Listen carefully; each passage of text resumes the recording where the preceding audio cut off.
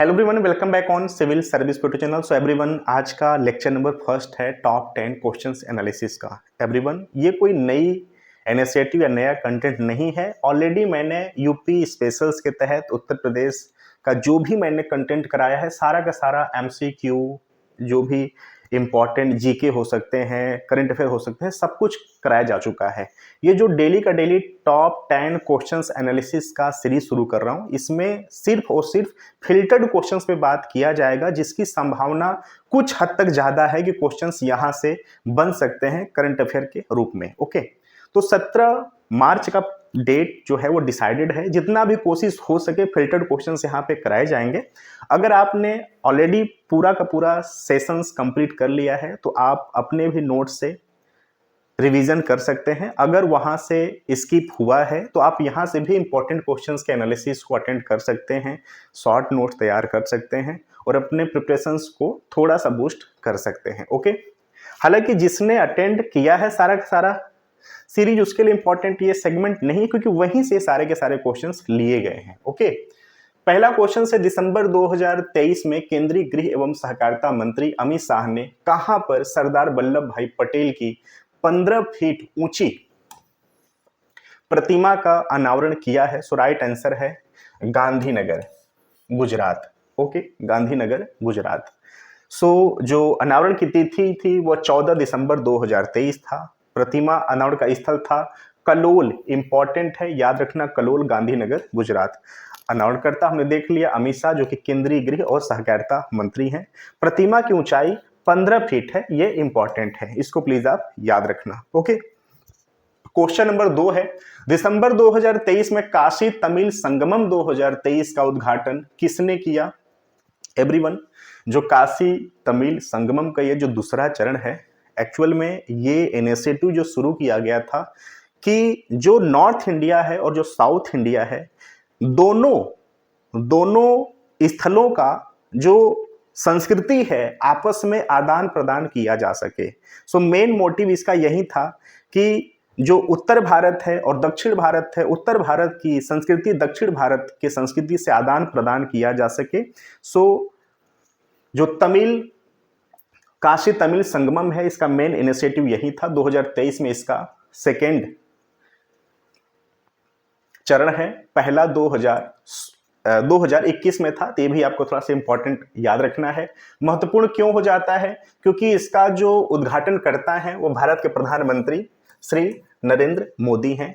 ठीक है, तो ये जो सेकेंड चरण था 2023 और जो पहला चरण था वह 2021, ये आपको याद रखना है।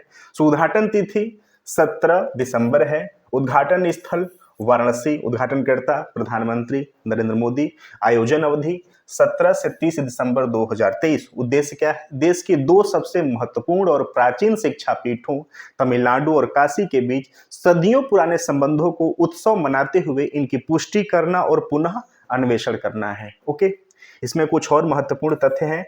तो प्रधानमंत्री नरेंद्र मोदी ने इस अवसर पर कन्याकुमारी वाराणसी तमिल संगमम ट्रेन, याद रखना, कन्याकुमारी वाराणसी तमिल संगमम ट्रेन को हरी झंडी दिखाकर रवाना किया।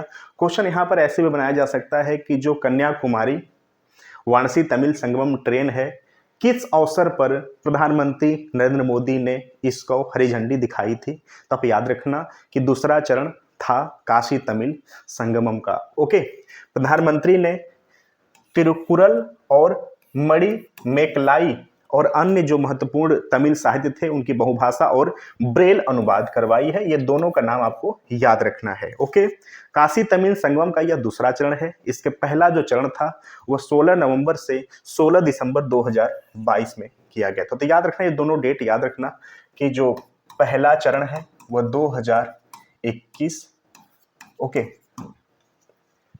2022 और जो दूसरा चरण है वह 2023। ओके, और प्रधानमंत्री नरेंद्र मोदी के द्वारा दूसरे चरण का उद्घाटन किया गया है। महत्वपूर्ण क्या है? कन्याकुमारी वाराणसी तमिल संगमम ट्रेन को हरी झंडी दिखाई गई थी इसी अवसर के दिन।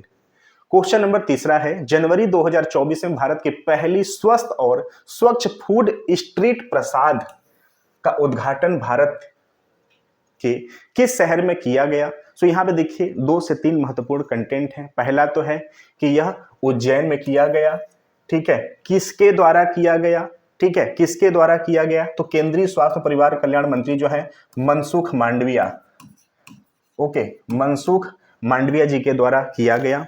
17 दुकानों के साथ 939 वर्ग मीटर में फैला प्रसाद महाकालेश्वर मंदिर के दैनिक आगंतुकों के लिए भोजन का विकल्प प्रदान करता है। प्रसाद में बच्चों के खेलने का क्षेत्र, पीने का पानी सुविधा, सीसीटीवी निगरानी, पार्किंग, सार्वजनिक सुविधाएं और बैठने का जगह भी शामिल है। तो याद रखना उद्घाटन स्थल क्या है, उज्जैन, जो कि नीलकंठ वन महाकाल लोक, 7 जनवरी 2024 के दिन, ठीक है। महत्वपूर्ण कंटेंट है, थोड़ा सा आप इसको याद रखना। क्वेश्चन नंबर 4 है, सितंबर 2023 में किस रेलवे स्टेशन का नाम बदलकर शहीद तुषार महाजन रेलवे स्टेशन करने का अधिसूचना जारी की गई? सो राइट आंसर है Udhampur railway station, Udhampur railway station, okay. औपचारिक अधिसूचना जो 16 सितंबर 2023 को जारी किया गया था, जारीकर्ता भारतीय रेलवे, स्टेशन का जो परिवर्तित नाम है शहीद कप्तान तुषार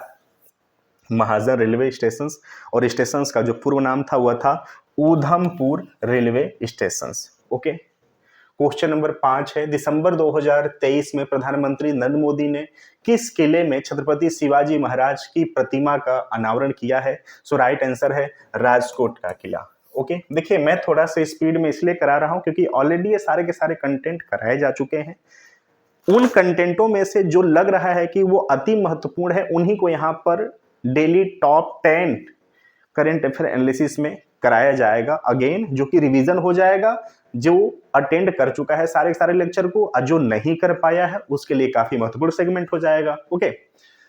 सो अनाउंस की जो तिथि थी वो 4 दिसंबर 2023 नौसेना दिवस के दिन, तो याद रखना 4 दिसंबर नौसेना दिवस भी याद रखना, ओके। नौसेना दिवस भी आपको याद रखना है, ओके। अनाउड स्थल महाराष्ट्र के सिंधु दुर्ग स्थल राजकोट किले में, ठीक है। अनाउड की जो प्रतिमा तिथि थी छत्रपति शिवाजी महाराज की, ओके।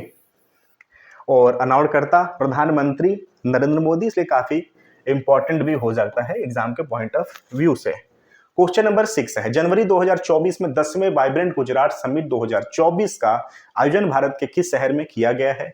सो राइट आंसर है इसका गांधीनगर गुजरात। एक्चुअल में देखिए जब नरेंद्र मोदी गुजरात के सीएम थे तब से उनका जो सपना था कि भारत का सबसे बड़ा जो ट्रेड शो एक दिन कराया जाएगा, जिसको कि उन्होंने प्रैक्टिकल धरातली उनको उसको रूप दिया। सो ये 10वां संस्करण था, याद रखना यह संस्करण नंबर 10वां था और भारत का अब तक का सबसे बड़ा ट्रेड शो है, ठीक है, सबसे बड़ा ट्रेड शो है, तो ये भी आपको याद रखना, ओके।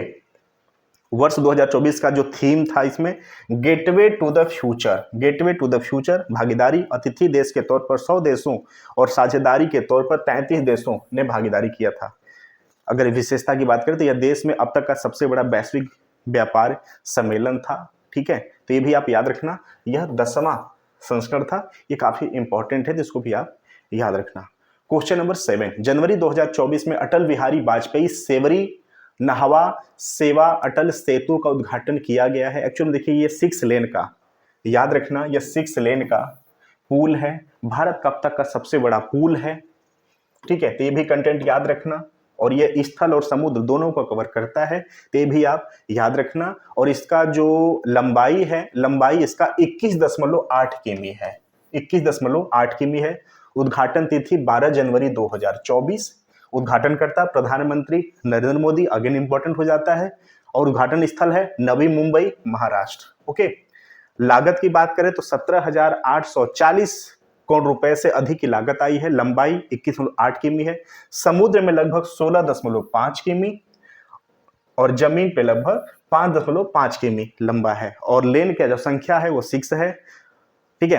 इसमें पुल का जो शिलान्यास है 2016 में प्रधानमंत्री नरेंद्र मोदी द्वारा किया गया था। यह भारत का सबसे लंबा पुल, भारत का सबसे लंबा समुद्री पुल भी है, तो ये अगेन इंपॉर्टेंट हो जाता है, इसको प्लीज आप इंपॉर्टेंट सेगमेंट के तौर पर याद रखना, ओके।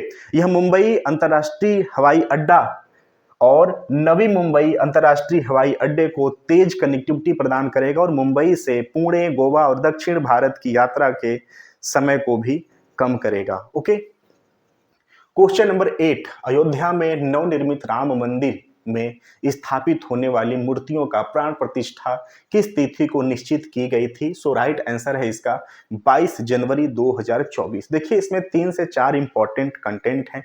पहला कि इस मूर्ति में जो लगने वाले पत्थर थे वह कहाँ से लाए गए थे। नंबर 1, जो मूर्ति है वो किस पत्थर से बनाई गई थी। नंबर 2, जो मूर्ति के वास्तुकार थे कौन थे, मंदिर के वास्तुकार थे कौन थे, साथ ही साथ मंदिर का जो निर्माण की है कंपनी वो कौन सी कंपनी थी, साथ ही साथ मंदिर की लंबाई कितनी है वह, और मूर्ति की ऊंचाई कितनी है, सॉरी मूर्ति की मंदिर की ऊंचाई, साथ ही साथ मूर्ति की ऊंचाई कितनी है। ये 4 से 5 जो कंटेंट है इंपॉर्टेंट हो जाते हैं, उसको हम यहाँ पे देखेंगे। सो प्राण प्रतिष्ठा का तिथि 22 जनवरी 2024। मंदिर का जो निर्माण है वह 2.7 एकड़ में किया गया है। कुल निर्माण का जो क्षेत्र है वो 57,400 वर्ग फीट के अंतर्गत आया है। मंदिर की कुल जो ऊंचाई है 161 फीट है। ओके, मंदिर में कुल तलों की जो संख्या है वह 3 तल की मंदिर बनाया गया है। मंदिर का प्रधान वास्तुकार जो है वह चंद्रकांत सोमपुरा जी हैं, याद रखना चंद्रकांत सोमपुरा जी हैं। निर्माण सामग्री में प्रयोग किया गया जो प्रमुख पत्थर है वह वंशी पहाड़पुर गुलाबी बलुआ पत्थर राजस्थान से जुड़ा हुआ है। रामलला की गर्भगृह में स्थापित होने वाली मूर्ति के मूर्तिकार अरुण योगीराज, आई होप ये सबको पता हो चुका होगा अब तक, अरुण योगीराज है। रामलला की गर्भगृह में स्थापित होने वाली मूर्ति की जो ऊंचाई है वह 51 इंच लगभग 4.25 फीट की है। ओके, रामलला की कमल के फूल के आसन के साथ जो ऊंचाई है वह 8 फीट की है। ठीक है, तो ये भी आपको याद रखना है। ओके, चलिए इसमें और कंटेंट को जान लेते हैं क्या है, जस्ट वेट। ओके, रामलला की मूर्ति में प्रयुक्त पत्थर जो है वह कृष्णा शिला है, याद रखना वह कृष्ण शिला है। ठीक है, कृष्ण शिला की प्राप्ति का स्थान उडुपी कर्नाटक, ये भी इंपॉर्टेंट है। रामलला की मूर्ति का जो स्वरूप है वो बाल रूप है, 5 वर्ष के बाल रूप के रूप में खड़ी मूर्ति बनाई गई है। ओके, पुरानी मूर्ति इसको देश भर में सिद्ध मंदिरों में ले जाया जाएगा, फिर इसकी नई मूर्ति के साथ प्राण प्रतिष्ठा की जाएगी। नई मूर्ति का नाम है अचल, प्रस्तावित नाम है अचल। पुरानी मूर्ति का नाम उत्सव मूर्ति, ये भी प्रस्तावित नाम है। अन्य 2 रामलला की मूर्ति के मूर्तिकार गणेश भट्ट बेंगलुरु के और सत्यनारायण पांडे राजस्थान के। अन्य 2 मूर्तियों की स्थापना मंदिर के अन्य हिस्सों में किया जाएगा। मंदिर का निर्माण करने वाली जो कंपनी है Larsen and Toubro,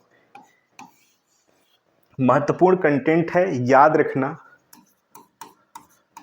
Larsen and Toubro. ठीक है, ये इंपॉर्टेंट, इसको याद रखना।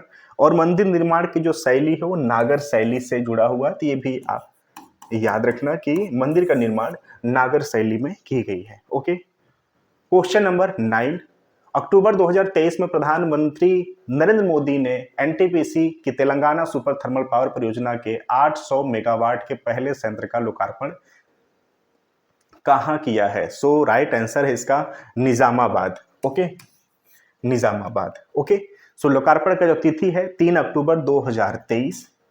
लोकार्पण स्थल निजामाबाद तेलंगाना। लोकार्पणकर्ता प्रधानमंत्री नरेंद्र मोदी। संयंत्र की जो क्षमता है वो 800 मेगावाट की है।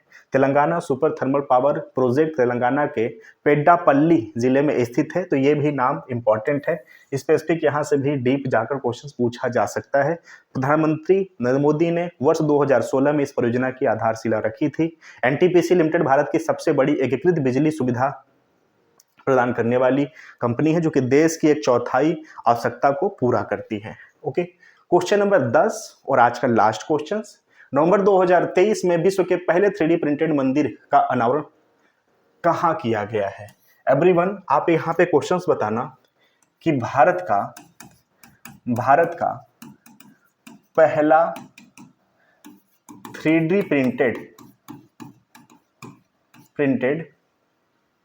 पोस्ट ऑफिस कहां पर बनाया गया है? ओके, चलिए इस पर आते हैं। सो राइट आंसर है तेलंगाना। ओके, राइट आंसर है तेलंगाना। सो निर्माण स्थल वुर्गीपल्ली, सिद्दीपेट जिला, तेलंगाना। निर्माण जो निर्माता है अफसुजा इंफ्राटेक, हैदराबाद। ओके, मंदिर में स्थित 3 गर्भगृह हैं। देवी पार्वती के लिए कमल के आकार का गर्भगृह का निर्माण हुआ है। भगवान गणेश को समर्पित मोदक और भगवान शंकर को समर्पित एक चौकोर शिवालय है। ठीक है, अन्य महत्वपूर्ण जो तथ्य हैं, मंदिर 35.5 फीट की ऊंचाई पर 4000 वर्ग फीट के क्षेत्र में विस्तृत है। देखिए 3D प्रिंटेड टेक्निक से, टेक्नोलॉजी के इस्तेमाल से होता क्या है, हमारा जो समय है, समय बच जाती है और जो मजदूरी कास्ट है वो भी बच जाता है। इसमें बहुत कम लोगों की आवश्यकता पड़ती है, साथ ही साथ समय की काफी इसमें बचत हो जाती है। अब आते हैं, भारत का पहला जो 3D प्रिंटेड पोस्ट ऑफिस है वो बेंगलुरु में, याद रखना, बेंगलुरु में स्थापित की गई है। ठीक है, भारत के जो रेलवे मिनिस्टर हैं अश्विन वैष्णव, उन्होंने इसका उद्घाटन किया था। और साथ ही साथ हमने देख लिया विश्व का पहला 3D प्रिंटेड मंदिर, तो ये कहां पे है? कर्नाटक में। ये भी आप याद रखना। Okay, so everyone, total 10 questions था। फिल्टर्ड क्वेश्चंस यहां पर लेक्चर फर्स्ट में हमने कवर किया। अगर ये सीरीज, ये लेक्चर्स आपको एग्जाम के रिलेवेंट लगते हैं तो प्लीज अपने सजेशंस को भी जरूर देना। टेलीग्राम ग्रुप का लिंक दिया हुआ है, वहां भी अपने सजेशंस को जरूर शेयर करें। साथ ही साथ सेकेंड लेक्चर में हम लोग ऐसे ही 10 फिल्टर्ड क्वेश्चंस को लेकर आएंगे। आई होप सो कि ये जो सेशन है, ये जो सीरीज है, एग्जाम के लिए काफी रिलेवेंट साबित हो, क्योंकि यहाँ पे सारे के सारे कंटेंट कराए जा चुके हैं। उन्हीं कंटेंटों में से जो कुछ काफी इंपॉर्टेंट सेगमेंट हो सकते हैं उनको यहाँ पर लेकर आने की कोशिश हो रही है। So thank you so much. चलिए फिर मिलते हैं अगले lecture. Thank you so much, धन्यवाद।